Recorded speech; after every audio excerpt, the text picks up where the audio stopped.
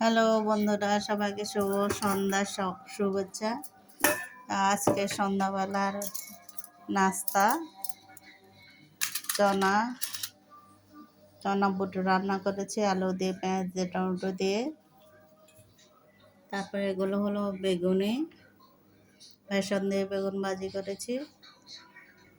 তারপর জিলাপি অবশ্য কিনে এনেছে।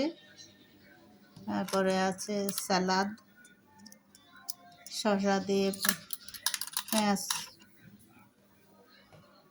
সালাদ বানিয়েছে। তারপর আছে পেঁয়াজও কিছু বড় করে বানিয়েছি, আবার কিছু ছোট ছোট বানিয়েছি। তারপর হচ্ছে মুড়ি সাথে। তো কেমন হলো আজকে সন্ধ্যার নাস্তা জানাবেন সবাই। লাইক এবং কমেন্টস করবেন, শেয়ার করবেন। সবাইকে অনেক ধন্যবাদ।